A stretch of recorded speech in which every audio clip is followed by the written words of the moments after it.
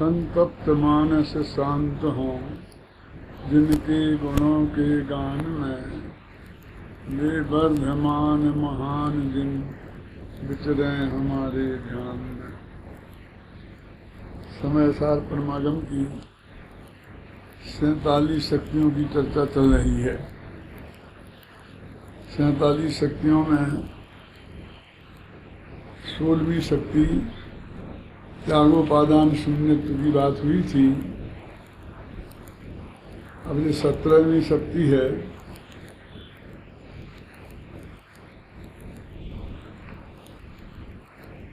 अगुरु लघत्व शक्ति।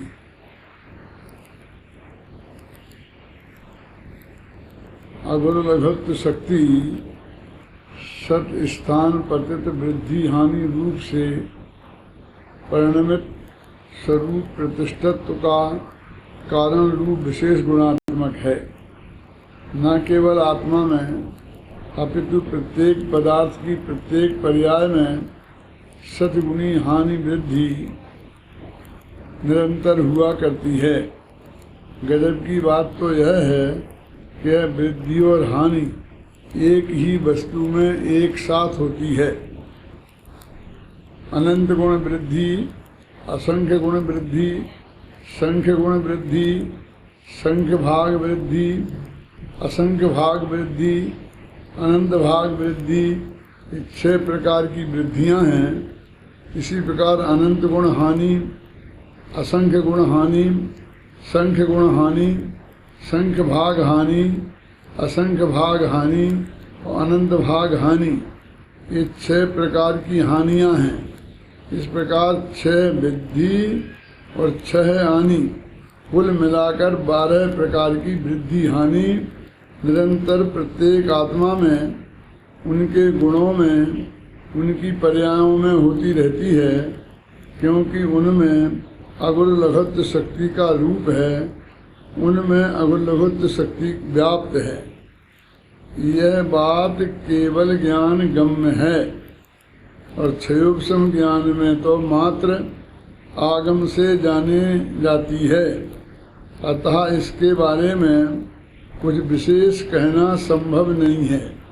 बस इतना समझ लेना कि आत्मा में इस प्रकार की भी एक शक्ति है। क्या कह रहे हैं कि सद्गुणी हानि वृद्धि, ये शब्द आप लोगों ने सुने होंगे, खासकर करुणानि योग में आते हैं। और समय सार में जो 14वीं गाथा है उसमें जो नियत नामक बोल है उसमें भी ये बात आती है ना, कि भगवान आत्मा सद्गुणी हानि वृद्धि वाला है। तो ये सद्गुणी हानि वृद्धि क्या है? देखो, वैसे तो कोई द्रव्य में किसी भी प्रकार की कोई हानि और कोई वृद्धि कभी होती नहीं। अनादिकाल से वो जैसा है उसमें एकाध गुण बढ़ जाए और एकाध गुण घट जाए, ऐसा नहीं होता। एकाध प्रदेश घट जाए, एकाध प्रदेश बढ़ जाए, ऐसा भी नहीं होता। एकाध पर्याय घट जाए तो एकाध पर्याय बढ़ जाए, ऐसा भी नहीं होता। माने द्रव्य गुण पर्याय तीनों में भी कोई घटा बढ़ी नहीं होती। अनादि काल से लेके अनंत काल तक जैसा सबसे पहले समय में था ऐसा ही सबसे अंत समय तक रहेगा। अब उसके बाद भी ये हर द्रव्य में, हर गुण में, हर पर्याय में हानि और वृद्धि, और एक साथ हानि भी और वृद्धि भी, और वो असंख्यात गुणी, असंख्यात गुणी, अनंत गुणी, संख्यात भाग, असंख्यात भाग और अनंत भाग, और हानि और वृद्धि, ऐसे मिलाकर 12 प्रकार की प्रवृत्ति होती है। मतलब स्थिति ये है कि जैसे एक बोतल में कोई पानी मान लो है तो घटता तो बिल्कुल नहीं है, बढ़ता भी नहीं है, लेकिन फिर भी उसके अंदर वो एकदम ऐसा चलता रहता है, चलता रहता है, चलता रहता है।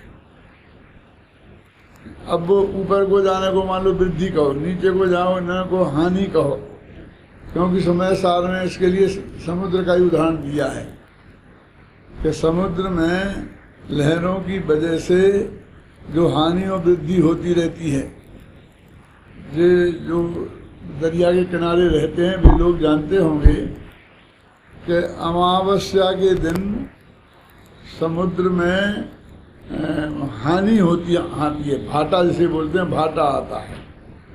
और पूर्णमासी के दिन ज्वार आता है, माने बढ़ता है समुद्र। और वो एक एक दिन माने अमावस्या में एकदम कम हो गया, फिर एक कम को बढ़ेगा, दो को, फिर बढ़ते बढ़ते बढ़ते बढ़ते चंद्रमा की जो 16 कलाएं होती हैं, उस 16 कलाओं के अनुसार समुद्र में भी वृद्धि होती रहती है। और फिर वो पूर्णमासी के दिन पहुंचेगी तो एकदम टॉप पर होगा वृद्धि में, और फिर दूसरे ही दिन से हानि शुरू हो जाएगी। तो उस दरिया में वो वृद्धि और हानि का अंतिम बिंदु भी होता है कि जब हानि होगी तो कहाँ तक समुद्र पहुंच जाएगा, और जब वृद्धि होगी तो कहाँ तक पहुंच जाएगा। वो जो समुद्र की ये मर्यादा है, इसमें सैकड़ों नदियाँ एक साथ गिरती हैं, और बरसात के दिनों में उनमें बाढ़ आ जाती है, तो भी कोई ऐसा नहीं कि उस समुद्र में ज़्यादा वृद्धि हो जाए क्या, और ऐसा नहीं कि बहुत गर्मी पड़ जाए और नदियों का पानी सूख जाए तो समुद्र में बहुत ज़्यादा हानि हो जाए। जो मर्यादा है वो मर्यादा कायम रहती है। ये समुद्र के किनारे हजारों लोग बस जाते हैं और 100-100 मंजिल की बिल्डिंगें बना देते हैं। तो वो समुद्र के इस स्वभाव के आधार पर ही उस स्वभाव का उन्हें भरोसा है, और वस्तु स्वभाव का कभी उल्लंघन नहीं करता। दरिया कभी अपने स्वभाव का उल्लंघन नहीं करेगा, इस भरोसे ही ये सारा काम होता है। हमारे गुरुजी कहा करते थे कि वो जब पढ़ते थे, पंडित मक्खनलाल जी की बात करता हूँ, जब वो पढ़ते थे गोपाल दास जी बरैया के पास, तो उनके साथ में एक पंडित सोनपाल जी थे, वो भी पढ़ते थे, विद्यार्थी थे, बाद में वो भी विद्वान पंडित बने। तो कहते हैं कि वो गुरु गोपाल दास जी बरैया के साथ बम्बई गए थे पर्यूषण में, भूलेश्वर के मंदिर में।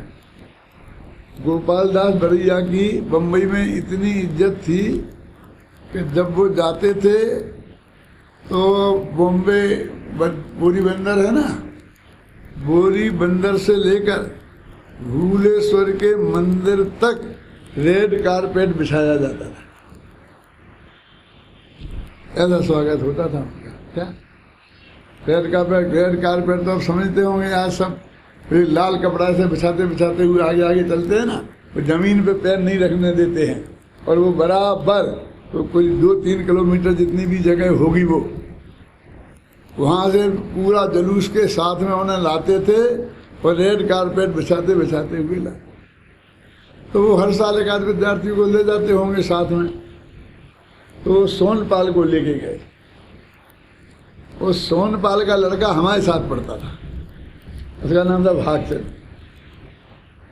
तो वो सुनाते थे कि एक गया तो जब दरिया के किनारे गए और देव उसमें वो आती है ना अमावस्या को बाढ़, और वो तो वो समुद्र का घटना बढ़ना देखा, और वो इतना घबराया कि दूसरे दिन की गाड़ी से देख बैठ के भाग गया कि मैं नहीं रहूँगा यहाँ। क्या पता है कभी इसमें इतनी भयंकर बाढ़ आ जाए कि एकदम पूरी बम्बई डूब जाए।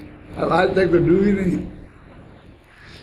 उन्हें बहुत समझाया पंडित जी ने भी, गोपाल दास जी बरैया ने, कि भैया ये मर्यादा नहीं उल्लंघन करेगा, समुद्र मर्यादा उल्लंघन नहीं करते हैं, क्षुद्र नदियां करती हैं। साहित्य में बहुत उल्लेख है कि जो छोटी छोटी नदियां और नाले होते हैं ना, जो 12 महीना सूखे पड़े रहते हैं, एक बूंद पानी के लिए तरसते हैं, वे भी बरसात में आकर उफनाने लगते हैं।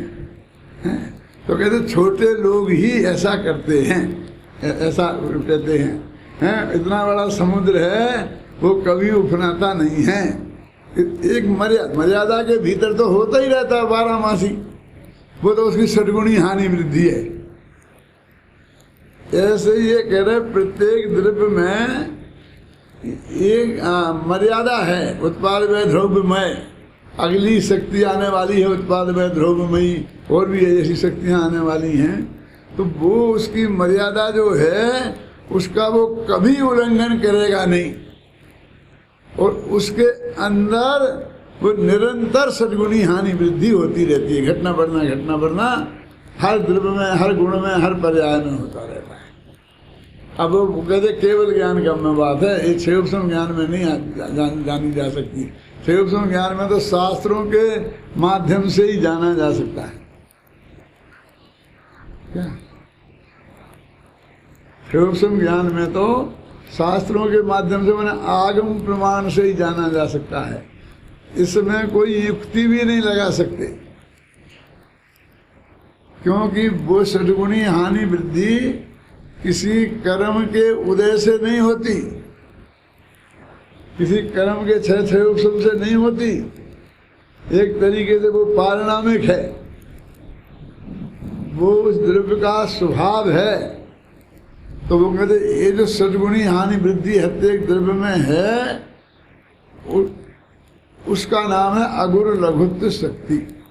मैं ना गुरु ना लघु, ऐसा भी अर्थ अपन करते हैं ना।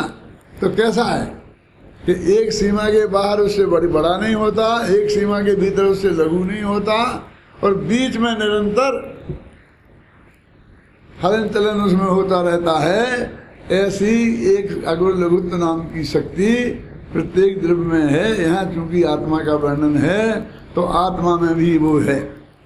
तो इस शास्त्र में ही लिखा है, नीचे लिखा ना मैंने, कि यह बात केवल ज्ञान गम्य है। क्षयोपशम ज्ञान में तो मात्र आगम से जानी जाती है, अतः इसके बारे में कुछ विशेष कहना संभव नहीं है। बस इतना ही समझ लेना कि आत्मा में एक प्रकार की ऐसी शक्ति भी है। बस मैं एक उदाहरण दिया करता हूँ कि लोग कहते हैं कि सारी दुनिया में पाप की सीमाएं नहीं है, बढ़ता जा रहा है, बढ़ता ही जा रहा है। अन्याय, अनीति, अभक्ष, खान पान, घूसखोरी, जो भी दोष माने जाते हैं, वो कहते बढ़ते ही जा रहे हैं। हमारे बाप दादों को भी ये शिकायत थी, और फिर हमें भी शिकायत है, और हमारे बच्चों को भी शिकायत है, और हर एक को शिकायत है। हमारे जब बचपन में थे तो ऐसा होता था, ऐसा होता था। माने बड़ा सतयुग था वो, और अब जाके वो सबसे बड़ा हो गया है। और आगे यही क्रम निरंतर समझ लो कि जो अवसर्पणी है ना, तो ऐसा घटने वाला ही क्रम होने वाला है। वो शिकायत हर एक को निरंतर बनी ही रहती है, घटना बढ़ना। लेकिन जबकि अपने शास्त्रों में तो लिखा है उत्सर्पणी अवसर्पणी, और एक सीमा ही तक घटता है, तो एक सीमा तक बढ़ता है। तो ऐसा घटना बढ़ना, हानि वृद्धि बराबर होती रहती है ना। तो इतना पाप बढ़ता जा रहा है कि नहीं साहब, तो भी बहुत कुछ मर्यादा है। पशुओं से आदमी की प्रवृत्ति में अंतर है ना। कितनी रोजीना अखबार भरे रहते होंगे पापों से, यहाँ इस लड़की के साथ छेड़खानी हो गई, इसका रेप हो गया, उसका ये हो गया, इसका ये हो गया। रोजाना अखबारों में भरा रहते हैं, लेकिन भरे रहते माने क्या, 2-4 समाचार रोजाना होते हैं। तो क्या 1.25 अरब जनता के देश में 2-4 हो रहे, तो बहुत हो रहे कि बहुत कम हो रहे? घबराना नहीं है? मैं कोई मिनिस्टर नहीं हूँ कि मिनिस्टर साहब ने ऐसा कहा है तो बहुत कम है, इतने तो होते ही है, अब बियाल कर लेना के देने पड़ जाए। मैं तो इस तत्व को समझाने के लिए कह रहा हूँ कि हमको छोटे भी दोस्त को देखने की बहुत बड़ी आदत है। इतना भी क्यों हो, वो भी अच्छी बात नहीं है, मेरे कहने का मतलब। और अच्छे काम मर्यादा में रहने वाले इतने लोग हैं ना, अपने इतना दिन से शिविर चल रहा है और कहीं कुछ भी शिकायत नहीं आई है अपन को, एक शब्द भी कहीं से नहीं आया है कि किसी ने किसी को खराब निगाह से देखा या छेड़खानी की, कुछ नहीं आया ना। अब अखबार वालों को दो, कोई छापेगा ही नहीं, क्यों? बेसमाचार हो जाए। अब क्या करें? यानी आप बोलो कि शुद्ध सात्विक वृत्ति मनुष्यों में ज्यादा है कि कम है, क्या अशुद्ध ज्यादा है? पशुओं की जैसी वृत्ति तो नहीं है ना। पशुओं में तो निरंतर ही जंगल का तो कानून ही ये है। मैं ये कहता हूँ कि जब मुनिराजों के बारे में बात करता हूँ कि मुनिराज जंगल में जाके क्यों रहे। जंगल तो कोई अच्छी जगह नहीं है, सबसे खराब जगह है। इसलिए नहीं कि कांटे हैं, घास मच्छर हैं, इसलिए नहीं कि शेर हैं, इसलिए भी कि नगर में और जंगल में अंतर क्या है। जहाँ पांचों पाप छुपकर हों उसे नगर कहते हैं, बोलते नागरिकता सभ्यता ये है। और जहाँ पांचों पाप खुले मैदान में हों उसको जंगल बोलते हैं। अब मुनिराज गए तो वहाँ पांचों पाप उन्हें देखना पड़ेंगे ना, होते होंगे नगर में ज्यादा, लेकिन दिखाई नहीं देते, सब छुप के करते हैं। कोई किसी की हत्या करेगा तो ऐसे सबके सामने नहीं करता है, छुप के करता है, एकांत में करता है, कोई देख ना लेवे, ऐसे करता है ना। झूठ बोले, चोरी करे, व्यभिचार करे, सब छुप के होता है। और जंगल में तो सब खुले मैदान है। अब तो ये कह लो कि उनको छुपने की व्यवस्था ही नहीं है, तुमने तो सारी व्यवस्थाएं बना ली हैं। क्यों? कि ये जिसे कहते हैं सभ्यता का विकास, मैंने अच्छी अच्छी बिल्डिंगें बनती जा रही हैं, बढ़िया बढ़िया एकदम बोलते हैं ना, ये सभ्यता का विकास। हर कितनी तरक्की हो रही है। हर गांव को देखो आप, कितनी तरक्की पहुंच गई है। इतनी हो गई कि जो 2 रुपए की जमीन मिलती थी वो 2 लाख रुपए की जमीन मिल रही, कितनी तरक्की हो गई। तो ये बढ़िया बढ़िया ये सब चीजें जो बनती जा रही हैं, ये क्या बनते जा रहे हैं? पांचों पाप छुपकर करने का कौन सा इंतजाम? लग्जरी इंतजाम। आप समझिए ना, ये क्या है? ये बढ़िया बढ़िया बिल्डिंग्स, बढ़िया बढ़िया फ्लैट, बढ़िया बढ़िया बंगले, ये क्या है? बोलो नरेश जी। है? तो मुनिराज ने वो जगह क्यों पसंद की कि वहां पांचों पाप उन्हें खुले मैदान में होते देखने पड़ेंगे।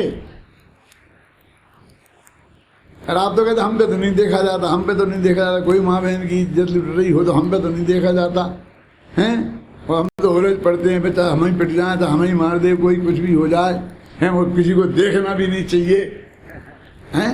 और हम भाषण भी बढ़िया बढ़िया देते हैं कि किसी को देखना भी नहीं चाहिए हैं। तो वे ऐसी जगह क्यों गए? कौन? कि जहां देखना अनिवार्य है। वे भी नहीं देखें तो क्या करें? जब बिल्ली की चूहे पर लपट रही हो तो बिल्ली को डंडा मार के भगाएं, मारा उन्हें बचाएं, फिर उसे बचाएं, फिर उसे बचाएं। कोई किसी को खा रहा हो तो उसे बचाएं, कोई किसी की इज्जत लूट रहा हो तो उसे बचाएं। तो मुनिराज फिर दिन भर यही करते रहे। तो आँख खोलेंगे और चारों तरफ वही दिखना है। तो कहते हैं कि ये सब देख सकें वे वीतरागी हैं।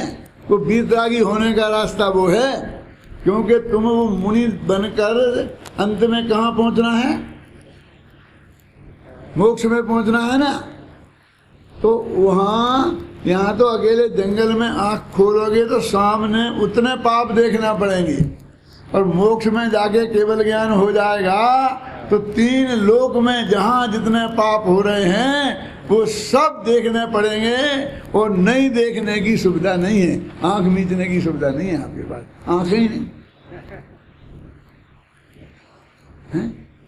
यदि वो बहुत बड़ा कष्ट का काम है, यदि वो बहुत बड़ी बुरी स्थिति है, तो वो सीखना पड़ेगा ना, नहीं तो तुम्हारा अनंत सुख कैसे होगा? ऐसा देखते देखते और तुम्हारा सुख में रंच मात्र भी विघ्न ना आए, तुम सुखी रह सको, तो तुम मोक्ष में जाना भैया। अभी तो केवल ज्ञान शब्द सुनते ही मुंह में पानी आ जाता है।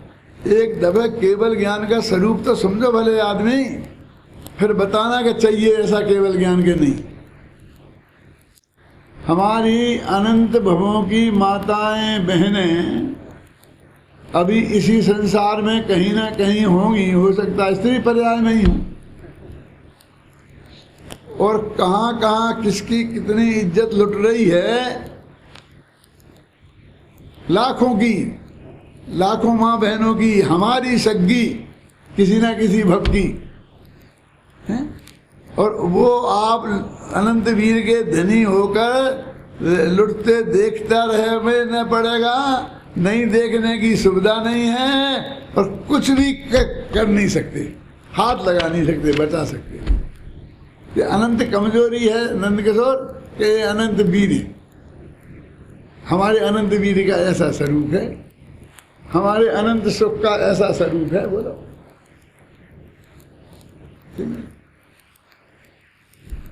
कल एक भाई मेरे यही माथा खाते रहे कि अनंत सुख का स्वरूप। मैं कि क्या कह रहे तुम, तुम्हें अनंत सुख का स्वरूप ही समझ में नहीं आता, अतीन्द्रिय सुख का स्वरूप ही समझ में नहीं आता। ये दुनियादारी का जो भोगों का, जिसको शास्त्र में दुख ही है, और दुख का ही एक सुख और पुण्य पाप का भेद इसलिए हो गया, और जब इसमें सुख दुख का भेद नहीं करो तो पुण्य पाप का भेद नहीं है ना। ये पुण्य पाप का सही स्वरूप नहीं समझने से हमने सुख दुख में, इस दुख में ही सुख सुख और दुख के दुख कल्पना कर ली।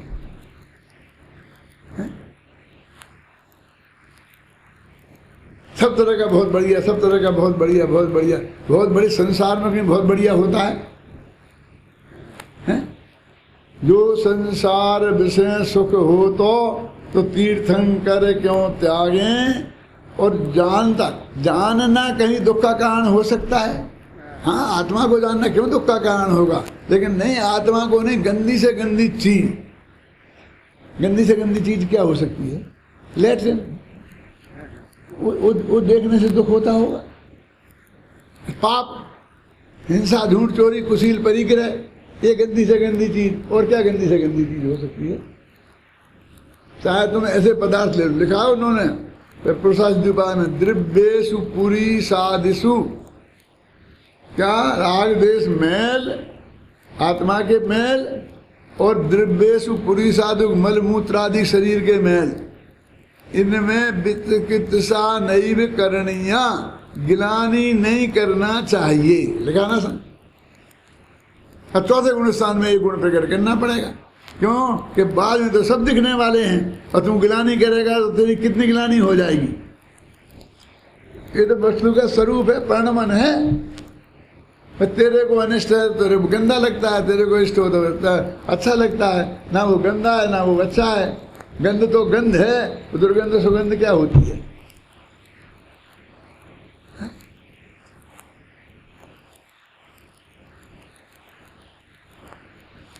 तो ये वस्तु का जो स्वरूप है कि इस शक्ति का जब कुछ पता ही नहीं चलता है, केवल ही ज्ञान गम्य है, तो इस 47 में एक जगह काय को घेर ली, ये तुम समझा ही नहीं सकते हो। कि कुछ ऐसा भी समझो कि अनंत भाव केवल ज्ञान गम्य है, और वो वस्तु के स्वरूप में है, और वो मुक्ति के मार्ग में उपयोगी है। उनका जानना क्या उपयोगी है? बोलो बोलो राजेंद्र, सोचो सोचो, बोलो नहीं, सोचो। ये अपने है ना दृष्टि के विषय में, अब कहते कान शुद्ध पर्याय शामिल है, और ये सद्गुणी हानि वृद्धि रूपी ये शामिल नहीं है। वो भगवान आत्मा में ये शामिल करोगे तो उस ऐसे आत्मा के लक्ष्य से केवल ज्ञान की प्राप्ति नहीं होगी, सम्मा दर्शन की प्राप्ति नहीं होगी। याद है ना, नियत है ना, मैंने सद्गुणी हानि वृद्धि से रहित है। और वही समुद्र का वही उदाहरण दिया है। तो काय को वे देते, जरूरत है ना। वो कहते ऐसी हलचल अंदर होगी इस भगवान आत्मा में, क्योंकि वो उसका निरंतर होने का स्वभाव है। आप जानते हैं अपने आत्मा के प्रदेश बीच में 8 प्रदेशों को छोड़कर बाकी के प्रदेश 24 घंटे ऐसे चक्कर काट रहे हैं। ये हलचल है कि नहीं है बोलो? और किसी कर्म की वजह से है क्या? ये धवल में लिखा है। पहले एक तत्वासूत्र की टीका पंडित फूलचंद जी ने लिखी थी, पन्नालाल जी की लिखी छपी थी। उसके अंत में कुछ प्रश्नोत्तर छपे थे जो फूलचंद जी सिद्धांत शास्त्री ने लिखे थे धवला के आधार पर। वे 59 थे। 59 समझते हैं? 59, 8 में एक कम। मैंने वो पढ़े हैं। वो 59 में एक प्रश्न ऐसा खड़ा किया कि हमको जो चक्षु इंद्रियावरण कर्म का क्षयोपशम है वो आत्मा के उन्हीं प्रदेशों में है जो हमारे आँख के पास हैं, कि सारे में है क्या? यदि सारे में है तो वो कहते हैं फिर हमें हर जगह से दिखाई देना चाहिए। यहीं से क्यों दिखाई देता है? यहाँ से भी दिखाई देना चाहिए है? और यदि नहीं है तो फिर उतना में ही है क्या? वो तो है नहीं, है तो सब में। तो वो ये कहते फिर यहीं से क्यों दिखाई देता? सब जगह से दिखाई देना चाहिए। तो कहते देखो द्रव्य इंद्रिय यहाँ है, निर्वृत्ति उपकरण यहाँ है, लब्धि क्षय सब में है, निवृत्ति उपकरण यहाँ है। तो शर्त ये है, हमारा क्षयोपशम का स्वरूप ऐसा है कि जहाँ उसे जो उपकरण उपलब्ध होंगे वहीं से दिखाई देगा, ऐसा है।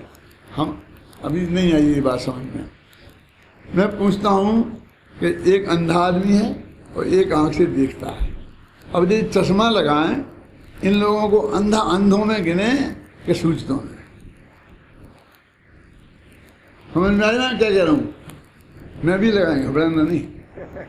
ये समझे हम, ये जो अजीत इन्हें दिखता है माने सूझते हैं तो चश्मा क्यों लगाए?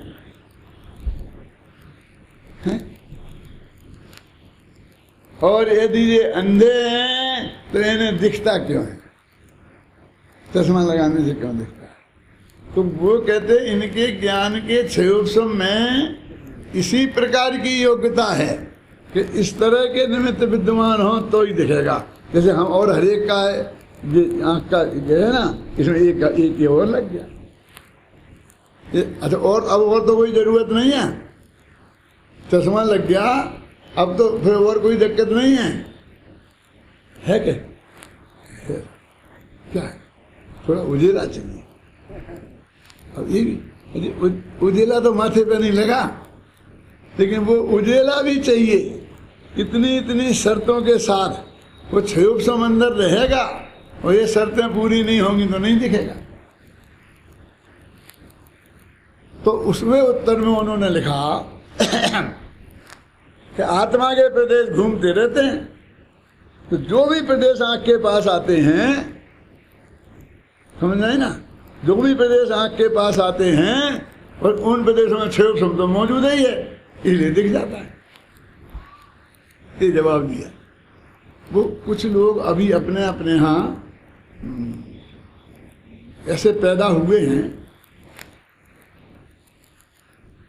जो ये कहते हैं कि देखो भाई इधर का ऐसा ऐसा नाक की नोक पे इधर ध्यान लगाना,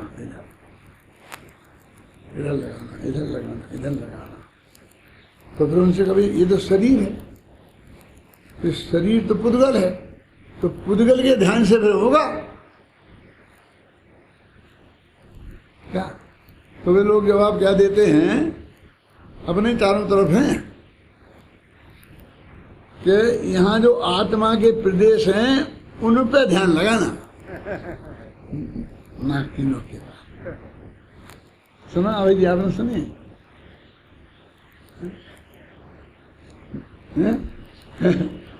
यहाँ क्योंकि उन्हें आत्मा का ध्यान, तो आत्मा वाले तो वे हैं तो बेचारे ऐसे फंस गए कि वे उसमें भी फंसे हैं और गुरुदेव श्री के तत्व में भी थोड़े से उलझे हैं। उलझे हैं, सुलझे तो है नहीं। तो हम यहाँ भी अब वो दिक्कत है कि आत्मा का ध्यान होना चाहिए और नाक का भी होना चाहिए।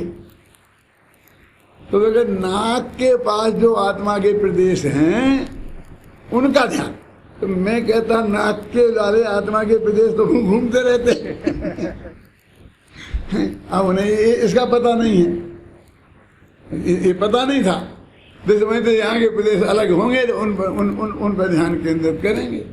अरे वे तो घूमते रहते हैं। तो वे नाक वाले ना मालूम गंदे से गंदा स्थान जो अपना माना जाता हो, जैसे आप मानते हो, क्यों वो वहाँ भी पहुँच जाते हैं और वहाँ वाले यहाँ भी आ जाते हैं। ये आपके जवा में मुंह में ना लग जाए ना, शोध का खाती है ना वो आता है बहने, तो हाथ ऐसा ना लग जाए, इधर ना लग जाए, इधर तक चलेगा, इधर तक लगेगा तो कोई दिक्कत नहीं है, लेकिन इधर ना लगे, उससे धर्म भंग हो जाता है। लेकिन भैया इसमें शरीर का हिस्सा है, ये भी शरीर का हिस्सा है, तो यहाँ लगने में क्यों नहीं होता अधर्म, यहाँ लगने में क्यों अधर्म होता है? अरे वो वहाँ आत्मा के प्रदेश तो बदलते रहते हैं, यहाँ वाले यहाँ आते हैं, यहाँ वाले यहाँ आते हैं। बोले क्या करें, तुम्हारे आत्मा का छूना जाए जहाँ, वहाँ तुम्हारा आत्मा रोजीने दिन में 24 घंटे दौड़ दौड़ के वहाँ जाकर छू छू के आ रहा है। वो है? जिस चीज को छूने से हमें हाथ धोना पड़ते हैं, वे भगवान आत्मा के प्रदेश उसे छू छू के आ रहे हैं। तो हम ये जो परम सत्य आगम के आधार पर है, ये सर्वक भगवान की बताई हुई बात है, ये बताएं तो आप कहते थे मजाक उड़ाते हैं चरणान योग का। मजाक नहीं उड़ा रहे, हम सच्ची बात बोल रहे हैं। बोलो, ये आगम के आधार से बात नहीं बता रहे हैं, क्यों अन्ना जी? ये प्रदेश, मैंने कहा भाई ऐसा कोई है नहीं क्या? कुछ लोग कहते प्रैक्टिस करो, नाक पे प्रैक्टिस कर लो, फिर आत्मा का कर लेंगे ध्यान। अनादिकाल से तो इसलिए मैंने जवाब में लिखा अपने ध्यान की किताब में, प्रैक्टिस तो है ध्यान की, क्योंकि ध्यान के बिना तो एक ही जीव कभी रहता ही नहीं है। क्यों? उपयोग की स्थिरता का नाम ध्यान है। और एक समय में तो हमें कुछ चीज समझ में ही नहीं आती। जब हमें ऐसे 5 मिनट तक देखें तब तो समझ में आता है कि ये रूमाल है।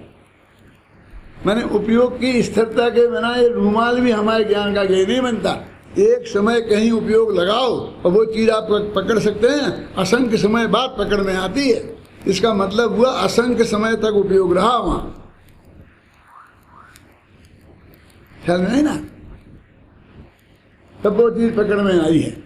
तो ऐसा कहते हैं कि एक चीज ऐसी भी समझो कि ये आगम के आधार पर कि ऐसे आत्मा में एक शक्ति है, समझ गए ना? आगम का भी भरोसा करो। कुछ हमको कहते जी आगम को नहीं मानते, आगम को नहीं मानते, आगम के विरुद्ध हैं।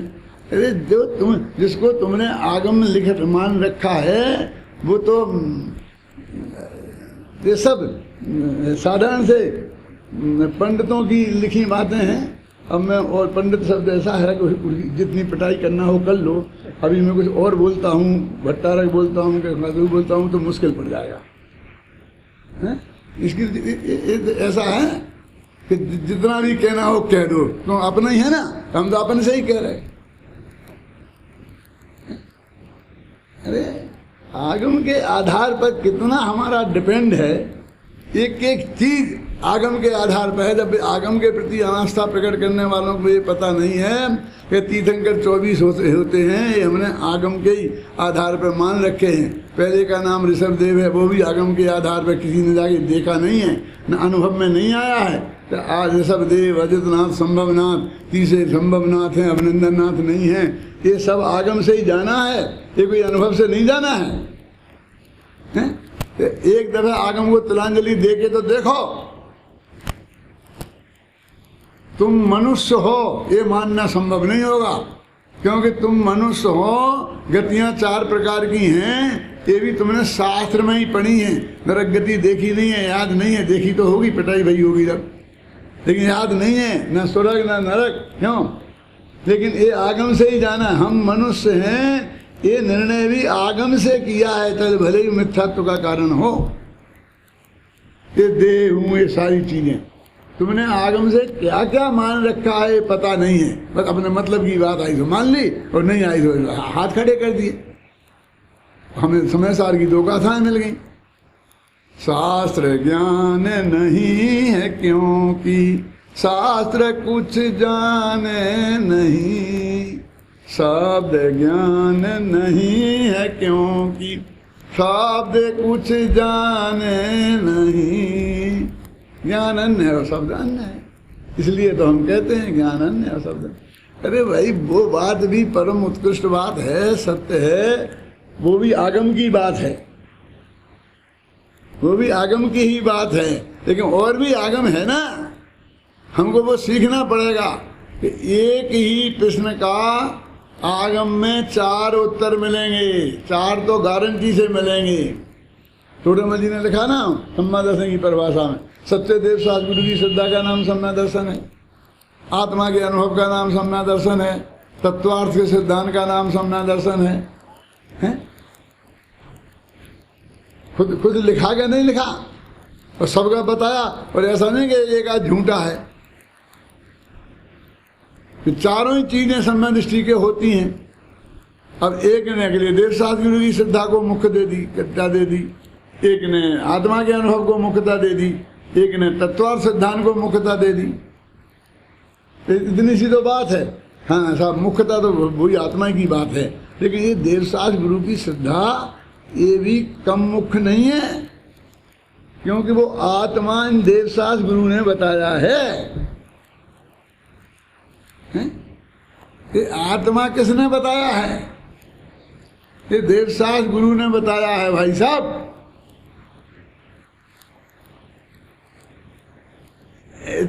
ये अगुण शक्ति इस टाइप की है, सद्गुणी हानि वृद्धि प्रत्येक जीव में है, स्वभाव से है, उसमें कोई कर्म वर्म का कारण नहीं है। अब इसके आगे फिर उत्पाद व्यय ध्रुवत्व शक्ति। अब जो देखो वस्तु के सारे स्वरूप हैं, ये एक पहले तो आत्मा की मुख्यता से थे, तो वो सिर्फ जीव पर घटित होंगे, और अब ये जो आ रहे हैं ये वस्तु स्वरूप की मुख्यता से हैं, तो ये 6 द्रव्य पर घटित होंगे। ये वो चित्त की बात थी, सच्चिदानंद, उस सच्चिदानंद की बात थी, और ये उस सच्चिदानंद में अकेले सत्य की बात है। उत्पाद व ध्रुव युक्तम सत्य है ना, है? तो कहते भगवान आत्मा में एक शक्ति ऐसी है कि वो प्रति समय उत्पन्न हो, प्रति समय बदले, एक समय बदले बिना ना रहे। उत्पन्न और व्यय माने उत्पन्न हो और व्यय हो, अभाव भी हो नष्ट भी हो, उसी समय उत्पन्न हो उसी समय नष्ट हो। पूर्व पर्याय का की अपेक्षा व्यय हो, उत्तर पर्याय की अपेक्षा उत्पाद हो। कहते उत्पन्न होना और नष्ट होना ये परस्पर विरुद्ध हैं, फिर भी वे दोनों एक साथ हर वस्तु में। और चलो ये तो चले तो चले, फिर वो कहते हैं कि उसी के साथ में वो ध्रुव भी जाए, ना उत्पन्न हो ना नष्ट हो। तो ये कैसे होगा? ऐसा है, हम क्या कहने, उत्पाद व ध्रुव, उत्पाद व ध्रुवत्व सदृशी। इसमें सदृश विसदृश लिखा ना, क्या लिखा देखो, कृम वृत्ति और अकृम वृत्ति रूप वर्तना है लक्षण जिसका, ऐसी उत्पाद व ध्रुवत्व शक्ति है। ख्याल में ना,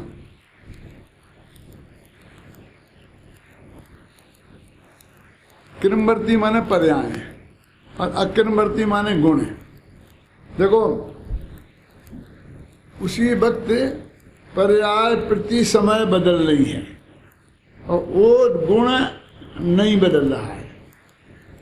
जैसे लोक में ऐसा कहता है ना, ये चीजें पुरानी अच्छी होती हैं और ये चीजें नई अच्छी, चावल पुराना अच्छा होता है ना, फला चीज नई अच्छी होती है, एक नहीं गेहूँ ताज़ा अच्छा नहीं होता है, एकदम दस्त लग जाते हैं, और वो 6 महीना रखा रहे तो फिर वो ठीक हो जाता है। हर एक चीज़ का ऐसा है, सब लोग जानते हैं। तो बोलते हैं तुम्हारा आत्मा पुराना अच्छा होता है कि नया? यदि नया अच्छा होता हो तो इतना नया है कि अभी एक समय पुराना भी नहीं है। क्या नहीं, पुराना अच्छा होता है तो इतना पुराना है कि जितना उससे ज्यादा पुरानी और कोई वस्तु नहीं है दुनिया में, उतनी तो है। पुराना भी है और नया भी है। अब एक कहते कैसे, जैनी यही तो कहते हैं कि जैनी भी परस्पर विरुद्ध बातें बहुत कहते हैं। उसी को नया कहेंगे, उसी को पुराना कहेंगे, जबकि ये लोग के वे भी दिन रात हर बातों में ऐसा ही कहते रहते हैं। मैं एक उदाहरण देता हूँ कि एक खेत में एक कपास पैदा हुआ, तो वो जो आया ना फसल, तो एकदम नया है ना। अब वो कपास घर पे रखा रहा और 4 महीना तक नहीं बिका, फिर बाद में और नया माल आ गया, तो हमारे घर में 2 हो गए, एक पुराना स्टॉक, वही नया। अब कोई फसल दूसरी नई नहीं आई है, अभय जी, फसल तो एक ही फसल का है, लेकिन हमने 4 महीना पहले खरीद लिया था, स्टॉक में था। अब उसी से बाकी बचा था ना किसान का, तो 4 महीने बाद खरीदा, तो हमारे लिए वो नया हो गया। पैदा एक साथ ही हुआ। अब वो कपास हमने बेचा और जिसने खरीदा था उसने एकदम नया खरीदा, उसमें बदलाव कुछ नहीं, तो वो नया और वो पुराना, तो उसके यहाँ पुराना स्टॉक और नया स्टॉक, ऐसा नया पुराना होता रहता है। फिर उसका रुई बनाई, तो रुई नहीं बनी कि पुरानी, फिर रुई से सूत बनाया, तो सूत नया बना के पुराना, पुराने कपास का सूत नया बनता है कि पुराना। पर्याय बदलने का नाम तो नया है ना। वो लक्ष्मण जी जंगल में बैठे थे, सीता और राम सो रहे थे और वे पहरा दे रहे थे और सोच रहे थे कि भाई तरक्की किसे कहते हैं, कि तरक्की करो तरक्की करो तरक्की करो, आगे बढ़ो बोलते ना सब, तो आगे बढ़ना किसे कहते हैं? तो मैथिली संस्कृत ने एक पंक्ति लिखी है पंचवटी नामक किताब में, यदि परिवर्तन ही उन्नति है तो हम भी बढ़ते जाते हैं। कहते बदलते जाना, परिवर्तन होना, इसका नाम उन्नति। वैसे ही के वैसे नहीं रहना, बदलते रहना, बदलते रहने का नाम ही तरक्की है। तो हम भी बदल तो रहे ही है ना, रोजीना बदल रहे, कल जैसे आज नहीं, आज जैसे कल नहीं है।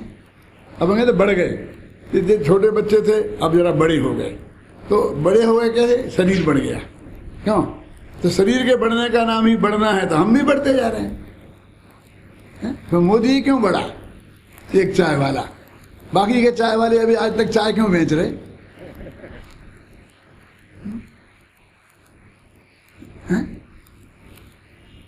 यदि परिवर्तन ही उन्नति है, उनमें कोई परिवर्तन नहीं हुआ क्या? यदि परिवर्तन ही उन्नति है तो हम भी बढ़ते जाते हैं, और मुझे तो सीधे सच्चे भाव ही भाते हैं। तो कहाँ चक्कर में पड़ना, तो बदलने का नाम ही नयापन है। तो प्रत्येक वस्तु निरंतर बदल रही है, चेंज। तो अब वो उस पुरानी रुई से जो सूत बना वो नया, उस पुराने सूत से जो नया कपड़ा बना वो एकदम नया। वो 3 साल पुराने स्टॉक हुए कपड़े से आज मैंने कुर्ता सिलाया तो नया सिलाया कि पुराना? बोला क्या है पुराने नए का हिसाब? अब पुराना अच्छा हो तो पुराना है, नया अच्छा हो तो नया है। तो ये कहते हैं उत्पाद व्यय, प्रति समय उत्पाद व्यय, माने प्रति समय नया और द्रव्य प्रति समय उत्पन्न होकर नष्ट होकर के भी कायम है। अरे नष्ट हो रहा तो फिर नष्ट होना चाहिए, कायम कैसे है? कहते ये उत्पन्न होना और नष्ट होने ने उसके कायम पने को रंच मात्र भी क्षति नहीं पहुंचाई। ऐसा वस्तु का स्वरूप है।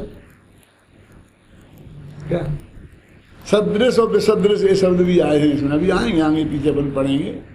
सदृश और विसदृश माने वो बदलता गया ना, विसदृश होता गया। पहले जैसा था वो पर्याय नई अलग टाइप की है, और वो ध्रुव नाम की पर्याय सदृश है,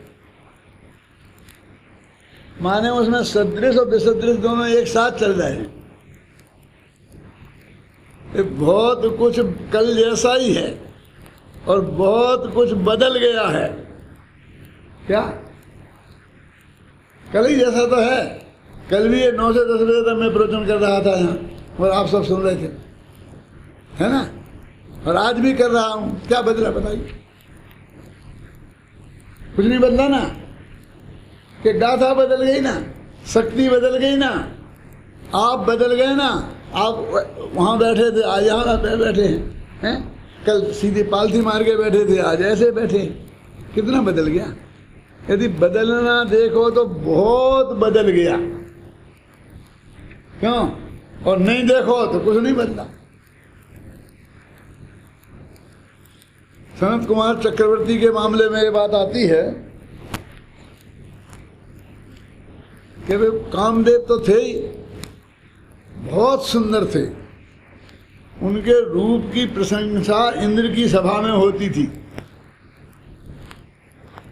तो 2 देवों के मन में ऐसा भाव आया कि हम जाके देखें तो वो कितना सुंदर है। तो वो जाकर के वहाँ आए देखने के लिए उनके राजमहल में। तब वे आए जब वे नहा रहे थे अपने गुसलखाने में, बाथरूम में। तो उन्हें चैन नहीं पड़ी कि जब आ जाएंगे बाहर राज दरबार में, यहाँ वहाँ तब मिल लेंगे, तब देख लेंगे। अब वो तो देव थे, तो उनको तो वहाँ देखने में क्या दिक्कत थी? उनने वहाँ देखा और देख करके बहुत संतुष्ट हुए, बहुत संतुष्ट हुए।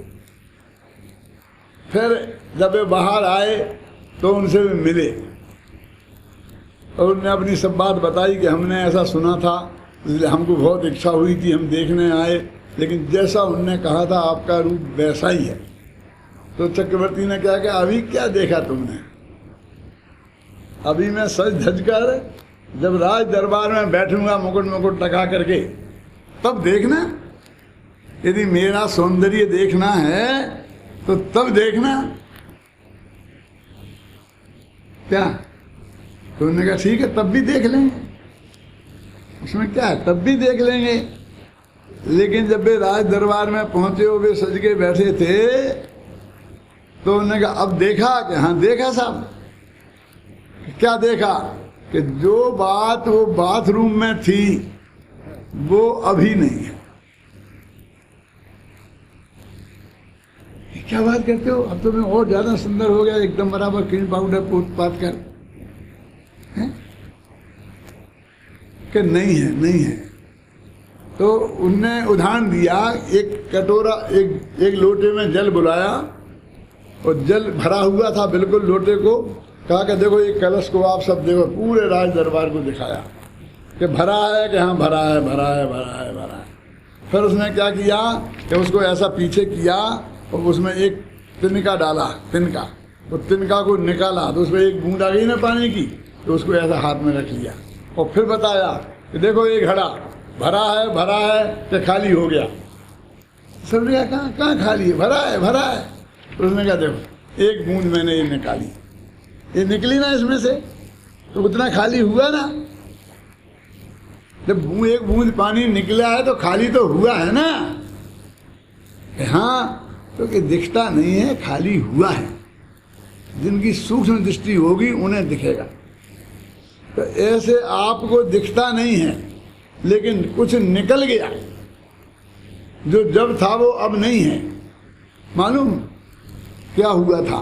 शास्त्र में लिखा है कि उस वक्त के पहले उनके शरीर में कुष्ठ रोग नाम की बीमारी का कीटाणु नहीं था।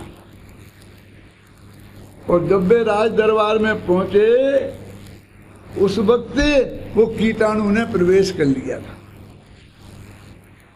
आप जानते हैं एक कुष्ठ रोग का कीटाणु 40-40 वर्ष पहले अपने शरीर में प्रवेश करता है, आपको पता ही नहीं चलता, और 40-40 वर्ष तक पता नहीं चलता, और धीरे धीरे बढ़ता रहता है। जब वो इतना बढ़ जाता है, जब ऊपर आता है, जब आपको पता चलता है ना, तब कुछ नहीं हो सकता। दवाई है तो जब दवाई खाओगे तो उसी गति से वो कम होता है, तो 40 वर्ष में वो ठीक होगा, तब तक तुम मर जाओ। इसलिए कहते हैं ना कि ये तो मरने पे ही छूटती है बीमारी। अब 80 वर्ष तक हर एक आदमी नहीं जीता ना, तो जब तक वो पैदा हुआ, जब तक वो बढ़ के आया सामने, जब वो मर जाता है। तो वो कुष्ठ के कीटाणु पैदा हो गए थे उनके अंदर, वो देवों को देखने में आ गए थे, लेकिन उन्हें फिर बाद में जब वे मुनि दीक्षा ले ली, इस बात को सुनकर उन्हें वैराग्य हो गया, तो उनने मुनि दीक्षा ले ली, तो 700 वर्ष तक उन्हें भयंकर कोढ़ रहा मुनि अवस्था में। 700 वर्ष तक कोढ़ रहा, इलाज नहीं किया। अरे एक तो होता नहीं, होएगा तो इतने लंबे काल में जैसे धीरे धीरे वो पनपता है, ऐसे ही धीरे धीरे निकलता है। तो बदल रहा क्या नहीं, बदलना और नहीं बदलना। सर्वज्ञ भगवान कहते हैं कि प्रति समय बदल रहा है और प्रति समय नहीं बदल रहा है, लेकिन सूक्ष्म दृष्टि वाले की समझ में आता है, हर एक की में नहीं आता। स्थूल वालों को स्थूल बदले तब समझ में आता है, ख्याल में आई ना। सर्वज्ञ भगवान को आता है, उन्होंने बताया है। ये जानते ना भैंस का नेचर कैसा होता है कि अपन ने यहाँ दीवार के पास खड़े हो और भैंसा है और ऐसा घिस्सा मारते हुए निकले, उसे तो पता नहीं, ध्यान नहीं रहता ज़्यादा, तो अपन पिट जाते हैं, तो अपन उसको डंडा मारो पीठ पे, धम धम धम धम, तो जब तक 5-6 पड़े तब तक उसे पता ही नहीं चलता है, तब तक तो तुम पिटल जाते हो। स्थूल बुद्धि बोलते ना, तब तक 5-6 डंडे पड़े तब उसे क्या होगा, तो भी समझ में नहीं आता कि क्या है, कि कोई आदमी मेरे कह रहा है कि यहाँ से हट जाओ। यानी वो उसे समझ में आया कि हटना है तो हटे, और गाय को जरा ऐसा करो तो उचक के भाग जाएगी। उनकी उसमें इतना फर्क होता है सेंसेशन में, ऐसा हम में और आप में इतना फर्क है। बारीक से बारीक बात एक आदमी की समझ में बहुत जल्दी आ जाती है और एक की समझ में बहुत धीरे धीरे धीरे आती है और नहीं भी आती है, ख्याल में आई ना। लेकिन केवल ज्ञान का में बात है, आगम ज्ञान से अपन को समझ लो। एक उत्पाद व ध्रुव, एक वस्तु में एक ऐसी शक्ति है कि प्रत्येक द्रव्य में बिना किसी कर्म के उदय वगैरह से इसमें प्राणामिक भाव के रूप से हमेशा विद्यमान रहता है। अब अपनी कितनी हो गई, उत्पाद व ध्रुवत्व तक हो गई ना, 18 शक्तियाँ हो गई है ना। 18वीं अब परिणाम शक्ति है। ये परिणाम शक्ति वो है जो कलश में आती है ना, स्वभाव भूता परिणाम शक्ति है ना, जो 2 कलश आते हैं ना, पुद्गल में और जीव में, स्वभाव भूत परिणाम शक्ति है, ये वहाँ से निकाली हुई परिणाम शक्ति है। उसका हिंदी पद्यानुवाद बहुत अच्छा है। जब पुद्गलों में है बराबर, क्या है, पर्ण मन की शक्ति जल,